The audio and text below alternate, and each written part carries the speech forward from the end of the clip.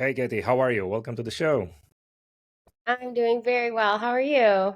I'm doing well. I know you're going to have a lot of fun during this episode because you work for a company, right, in the toy space, toy industry, right? It's called Basic Fun. So I think it's going to be an exciting episode.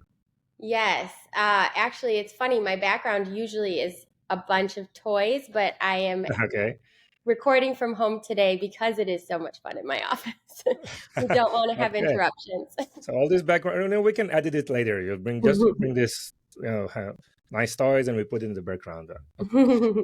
So anyhow, you're here because you're such an expert in digital marketing, and you've been in the industry for so many years, and also within the e-commerce space, and you're heading digital marketing for Basic Fun. So for the audience and for the listeners who don't know you, let's start with probably a quick introduction about who you are and what are you working on Basic Fun. Sure. So, yep, I have been in digital marketing for almost 20 years, which is kind of wild to say out loud. My first job was in college doing Facebook marketing for an art gallery, right when they opened up Facebook to businesses. And so I kind of got hooked with digital marketing from that point and the data that you can use to make your decisions and the accuracy that's available. And then when e-commerce came around, it just took that to the next level. You don't lose all the attribution. So I am a data girl, love it, and have it's followed me throughout my career. I've spent most of my career in agencies, and I've done quite a bit of speaking and writing on digital marketing and content optimization. And then for the last couple of years have been working in the toy industry for a toy company, and we have a lot of really fun brands, including Care Bears and Tonka, Light Bright, Littlest Pet Shop, lots of household names that everybody loves and knows. Nice. So I see you sharing your background and experience, and you just keep smiling all along. So it's really exciting and to see the energy and the passion for what you're doing. Why do you think marketing is such an exciting area, and why do you think you're so excited about it? I've just always really been drawn to I guess things where you connect with people. And so I think that's one of the things that I really love about marketing is that there's that aspect of psychology and connection to it. And if you have an understanding of that, it really helps you take your marketing to the next level. And I've marketed everything in my career working for agencies. I had clients who were B2B, also B2C. I have a heavy emphasis in tech and software, but I've also marketed porta potty businesses and accountants, and so just kind of all over the place. And it all is kind of the same thing, but working in the toy industry has really been a lot of fun because I get to use a lot of those marketing skills, but um, work for something that I'm passionate about, which is play and children and just the joy of play.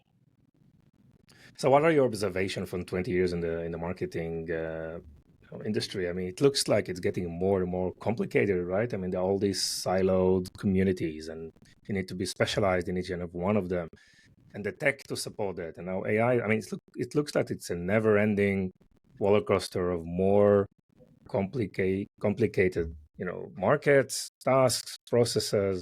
It's not getting easier, right? It's not, and the barrier to entry is getting a lot harder. Hmm. So starting is really a big challenge. And I think the other thing that is really exemplified in the toy industry is that barrier to awareness marketing. Um, 20 years ago, you could put a product on the shelf at Toys R Us and like run one TV commercial during kids shows and you're done. Your toy will be a huge success. That's all you had to do. And it is not the case anymore. And so it's across all industries. And we're all having to learn how to wear many hats and how to understand what resonates with our own customers and market. Yes. So what has changed? I think, I think it's just all of the ways that consumers collect information, consume information, all of the ways that their attention is being drawn, and many times it's a lot, also us marketers have come up with so many ways to get in front of them that it's a combination of things. Like it's just information overload, right? And so you have to break through the noise. Yes. So you're like 1P Amazon partner, right? So what are the different marketing activities that you are conducting? Mm-hmm. Well, definitely we invest heavily in paid spend, pay-per-click advertising on Amazon. On Amazon? Yeah. It makes a huge difference. And it's very interesting. I spent my earlier part of my career with Google optimization and made my way to Amazon. And with it, very similar to how we used to see with Google, that organic and paid seem to go together hand in hand. You can't separate them. Yeah. They really have to be married in their strategy. And the more strategic you are in each side of those, as you optimize your pages, they perform better for conversion. As you spend more in your ads, your traffic goes up, your engagement goes up, and then your organic rankings go up. So they really are partners. Yes. And how do you see? I mean, we just listened to the latest, quarterly reports from Amazon, and they were like, crazy impressive, right? You see improvement on all aspects of the business, top line, bottom line. I mean, just the ads revenues, expecting growth of another 25 or 30%. So it's already on the 60 billion level very, very soon, right? It's unbelievable. And I hear a lot about difficulties in discoverability on the platform and it getting more difficult. And obviously commission, right? Amazon commission almost doubled. What are your thoughts on this? What are your feelings? I mean, in terms of ROAS and the success of these campaigns these days. Yeah. I mean, Amazon is a beast. It is just going to keep growing. And we have e-commerce on several of our partners. So we also run e-commerce for Walmart and Target and other big partners where our products are available. And Amazon is just the winner when it comes to e-commerce efficiency. No other partner can compete with the return on ad spend that you can get, the overall performance of the campaigns, and so it's hard, not to want to just funnel everything in that direction, which then becomes a self-fulfilling prophecy too. But they're doing that intentionally, and it's working because when you invest in Amazon and it works, you're motivated to continue to invest. So for sure, I think that there is a ton of opportunity. The Amazon customer is trained and understands how e-commerce works. They like Amazon's system. They like they trust that they're going to get their product in 1 to 2 days, and then it's going to come preserved, and that Amazon will support them if there is an issue. And so there's a lot of trust that comes with that, and the sellers benefit from that trust that the consumer has. Sure. And you mentioned the importance of inbound marketing, right? Versus, I mean, to make the paid media campaign a success, inbound strategy success is also like very, very important. What are some of the things that you do on the inbound side to accelerate paid media success? Yeah, and that is definitely, as an in-house marketer, one of my bigger challenges, because the Amazon ads perform so well, it's very easy for decision makers to want to put heavy amounts of budget in that direction and not invest as much in awareness, inbound strategies. And that's something I've come up against my whole career. Oh, I want the cash. I want the cash. Yeah. But the long-term strategies help you get the cash. And so we really do. Half my job is marketing internally to make sure we keep our awareness inbound strategies going, in addition to creating them and building them with Sure. the team. So we are all across the board, multi-channel, omni-channel marketing. So everything, when you think about toys, some of it is in-person pop-up surprise events. A lot of it's social media and digital advertising. Definitely TikTok has been a very important platform for us. And as TikTok has been growing and expanding their e-commerce capabilities, I think that's also a very interesting place to watch. The TikTok shop, you mean? Yes. Yes. And how do you work there? You're using like the influencers and Influencers and also our own channels and driving consumer content creation to UGC.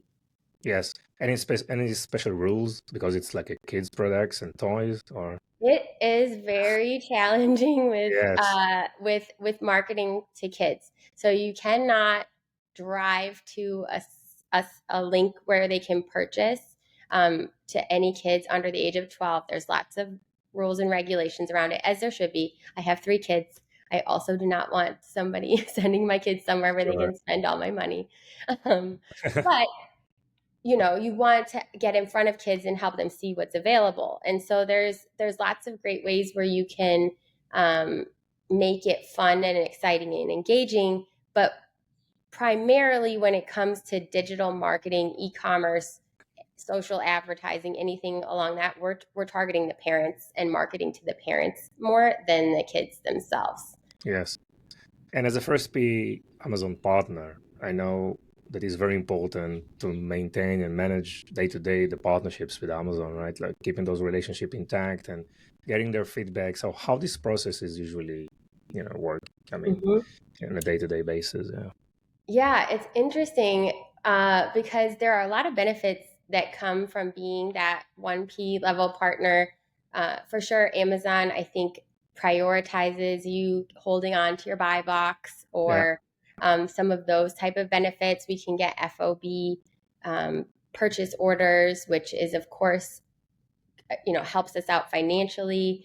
But then there are other things that we don't have access to because we don't have Seller Central. So Vendor Central is actually more limited in what you can do from a marketing standpoint Yeah. than Seller Central. And that has been a challenge for us that we've been a little bit up against. And I would love if that, got adjusted somehow in the future and Okay. continue to evolve.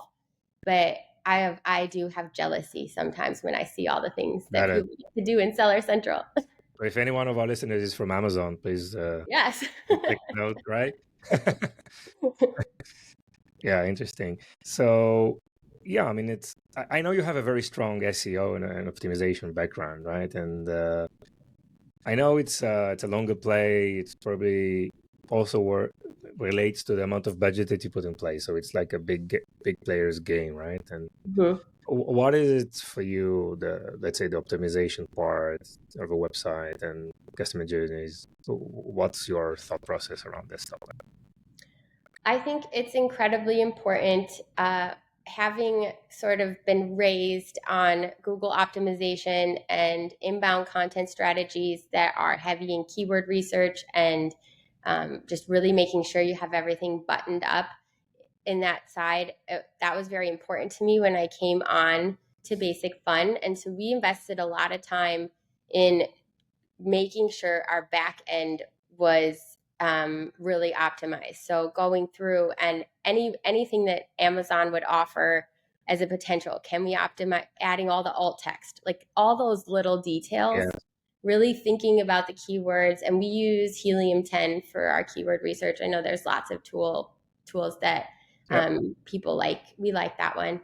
And just really like being meticulous about it. So going through and making sure our headlines are including the keywords that we want for awareness, discovery, because we have recognizable brands, we get a lot of benefit from that already. Like we kind of get, I've worked with a lot of startups and it's nice kind of skipping that step with brand recognition for sure. And you get to go straight to optimization and testing and measuring. And so those strategies have helped us a lot. And now we're starting to look at things like, do we want to have stores for each of our brands? How should we divide that up?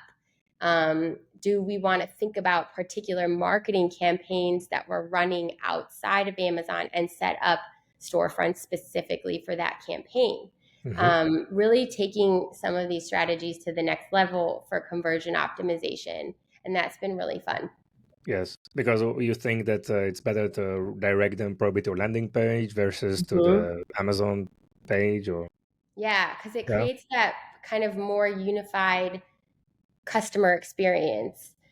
So if we're running a specific campaign where so for example, for Tonka, we're looking at doing a tough, how are you Tonka tough? What makes you Tonka tough? And really like emphasizing those things that are important about that brand and spreading those messages across social media, using it as a cohesive campaign, and then making sure that that messaging follows them throughout their journey. So much like you would with a website, having a customized landing page that's continuing that messaging and making it a unified experience for the customer. Yes, and we talked about specialization. It seems like every of these different channels, we are definitely in a multi-channel type of environment. Every one of these channels is getting more and more specialized and more specific, right? And you plan to launch a campaign of a specific product, a new launch or whatever. How do you manage all these multi-channel activities? How do you make decision where to launch? I mean, because it's so complex, right? It is. And, I think we have the benefit, luckily, of running a lot of brands at once. Yeah. And so we can kind of test and learn with some of them and then apply what we've learned to the rest of the rest of the brands when we have something that goes really well. Or on the flip side, if we test something out in one space and it doesn't go well, we know where to fix and pivot with others. So that's a huge benefit too of really it's funny because I spent my career in agency, and it's this big decision. Are you going to move in-house or stay in agency? And when I moved in-house, I realized I still am an agency. I'm just in an in-house agency because we have so many brands. Yeah. But what would be like a success story or maybe a failure that, not a failure, but maybe data that you see that makes, okay, we let's take a different path here, right? Yeah.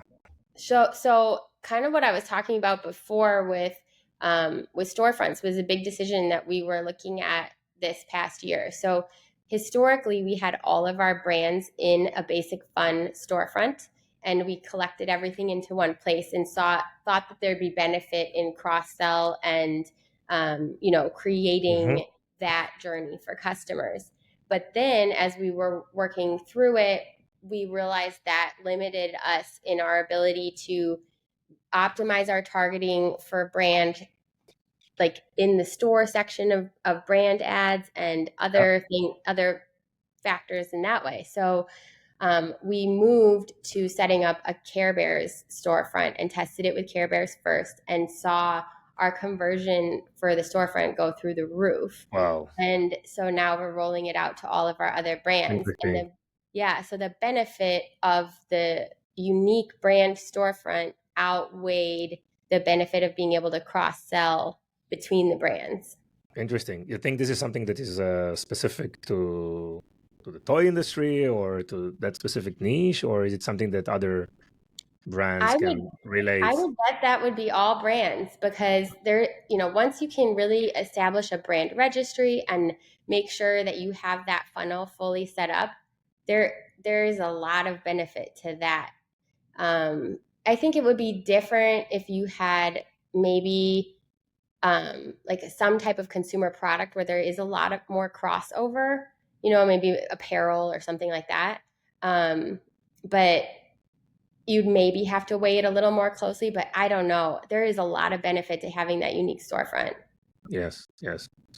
Nice. And for you, when you look at the data and you analyze and try to get some insights out of it, what are the important, you know, KPIs that you're looking for?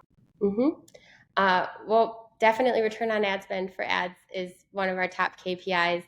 But then we look at some of the other indicators that lead into that, such as the cost per click and the conversion rate. On-page conversion rate is really helpful for us from both an organic and paid perspective, just helping us understand um, if our pages need some work, if our pricing is on point, all of those type of things. So I would say those are kind of our top two: conversion rate and ROAS. But then, of course, traffic, all of the basics. Yes, yes. And I just want to go back to this topic of that you mentioned that you're just splitting brands and the different, domains and specific Mhm. journeys for each. Is it the steps that you're going to take not only on your own .com but also on, for example, on your Amazon stores and Walmart and Target and all the others? That's making Yes, the split. Wow. yes.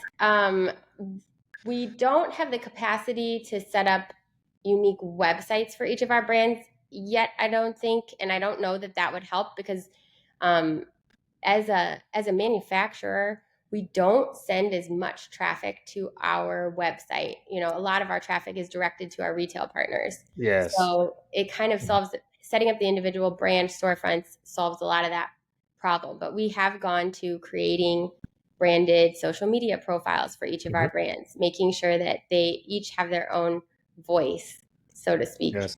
So what is your process today when you want to launch a new campaign? What are, I mean, there are so many options right out there, and some of them are working for you and some of them are less Mhm. effective. How do you analyze and how do you take decisions about what steps to put into this plan? Well, speaking of how much I love data, one of the hard things about not owning or not having a direct to consumer e commerce website is we do lose some of our data attribution. Yes. Amazon is better, they let you use attribution codes, but it's flawed. If it doesn't follow the user perfectly through their journey, and Yes, a it's lot of very it, difficult. Attribution yeah, is so difficult. Yeah. it falls off. Hmm. And with the other partners, we have none. So we've used some tools. We've been testing a tool called ChannelSight, which layers kind of over your data, and they integrate with a lot of our partners. They integrate with Walmart or Target or some of the big partners, Hmm. and it allows us to get close to seeing like if it was our own website. And so that has helped us get some return on campaign data. So our organic campaigns are our off Hmm. channel, whether it's social media or Google, YouTube campaigns actually driving sales. And so that has been helpful in our decision making process. And then also just kind of looking at the data and trends of how our point of sale is doing. But we're seeing across the board, influencers still are just one of the top most efficient ways for us to Hmm. spread our brands. Consumers already have, much like Amazon, where consumers trust Amazon to deliver the package.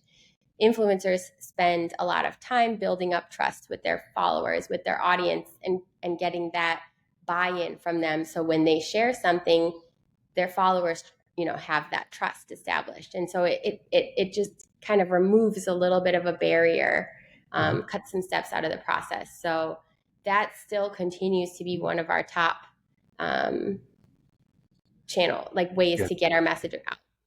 How do you develop the scripting or the campaign with influencers in the context of a B2B purchase eventually, right? So Mm-hmm. how is it working? Any specifics that you Oh, yeah. So I guess I don't know if this answers your question. So we definitely think about that from the perspective of how they're marketing to consumers. But we do have to repackage that and show how we're investing in the brands in our marketing efforts when we're going back to our partners to continue having them purchase wholesale or wanting to work with us. And that's a big competitive differentiator, especially in the entertainment space or any wholesale industry, is how a company is committed to marketing and the strategies that they're using. That makes a big difference to retail partners, because that shows that you're a true partner, that you're investing in the brands too, and that you're helping them move the product. I think that's something. Before I had worked in this side of business, I didn't understand as well. I thought Target, if you sold something to Target, Target took it from there and handled all the marketing, and just sort of that was now in their hands. And that is not the case. Yes, yes. So you use influencer probably for brand awareness, and they might say, "Hey, go to the local Target. Here is the coupon code," or something like that, right? So you are Yes, supporting the exactly. local your partners through these activities. Yeah, and we're expected to, and that's part of the expectation, that we will own that side of it too. And so and Target or Walmart, they expect that you are investing heavily in your brands. Yes. And driving that traffic for them. Yeah. So there is an attribution code that maybe you can just close the loop and understand that's where this purchase actually came from. Yes. Well, they don't necessarily always, Target won't necessarily always share that data back with you. But if you can find ways to get around it, yes. Okay. Interesting. So, Katy, what do you think is the role of the CMO, the head of marketing, in e-commerce these days? Oh boy, that's a big question. I think it really depends on the space you're in and the age of your business, and if there's so many factors that influence that. In my case, it is really this multi-prong role. You have to be skilled and knowledgeable on your discipline, and stay up to date, because as we've kind of been talking about, e-commerce is changing so quickly and rapidly, as is social media. There's a new technology every day, so you have to keep up with that. Then you also have to be an internal marketer to your leadership team and be able to sell the strategies that you've gathered are the strongest ones. You also have to be a leader for your team and make sure that they're have everything that they need to be successful. So it's a lot of hats. You learn lots of ways to market. Yes. For sure. Any change that you see during the last probably couple of years? Are we more focused on profitability? Yes, I think with the increased attribution that e-commerce has offered, it's hard not to be drawn to the security of that, and seeing the clear return on your efforts. And so, absolutely, there's two kind of prong to that. One, it puts the emphasis on wanting to focus your budget on bottom of the funnel, like really truly conversion driving tactics. But it's also given marketers the ability to really prove that investing in marketing has a result. Whereas in the past, I've found that yes, everybody knows they have to do marketing. Like, it's sort of like, okay, this is we have to do it. But this really, we now have the data to support that it's how important it is. Yes, interesting. And Katy, for some of the other digital marketing leaders out there, what are some of the tips that you can share from your experience and background?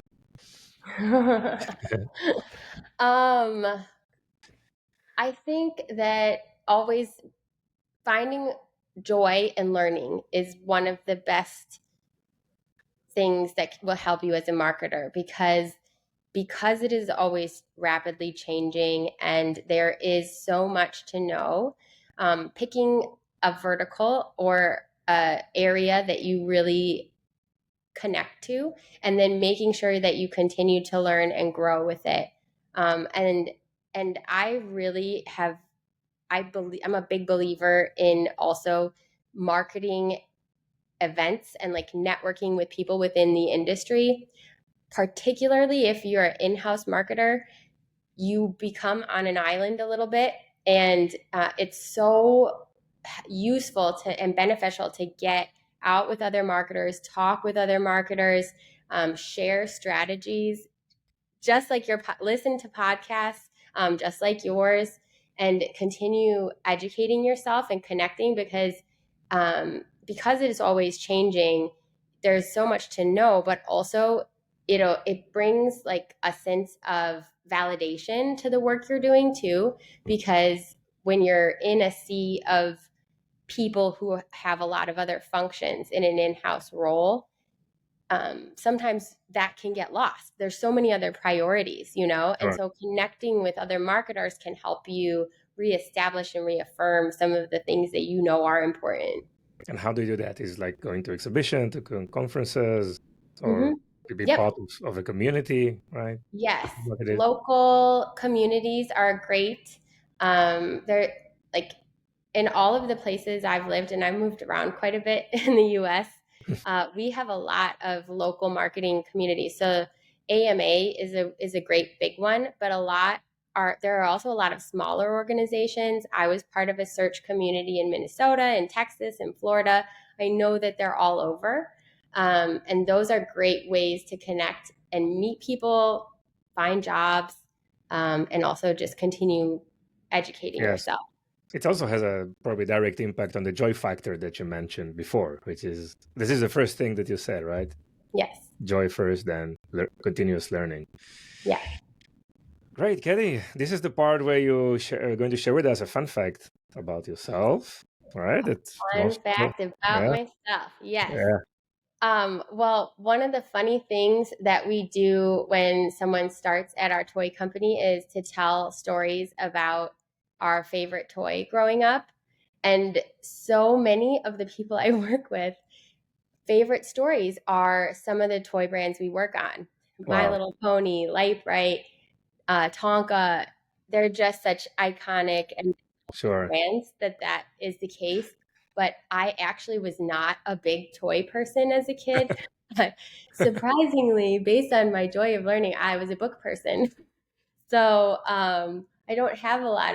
Kind of have that, but I have three kids, and I'm having so much fun as an adult reconnecting to um, toys and that side. So. Nice, nice, Katy. Thank you for sharing this. Anything else you want to add, maybe? Oh goodness. Yeah, I don't think I have anything else except thank you so much for having me on the show. I love talking about marketing, as you can see. Yep. And I really enjoyed. I've watched a few of the other episodes of your podcast when we first started talking, and so I just think it's really great what you're doing, and I'm blown away by the amount that you're recording. I also did a podcast a couple years ago and found, I mean, it's a lot of work to record a podcast and the editing and the compilation, and I'm sure you have a team that helps, but I mean, it's impressive. Yes, thank you. Thank you so much. It really was a pleasure to host you here. Thank you for all the great insights and I wish you all the best. Me too. Bye bye.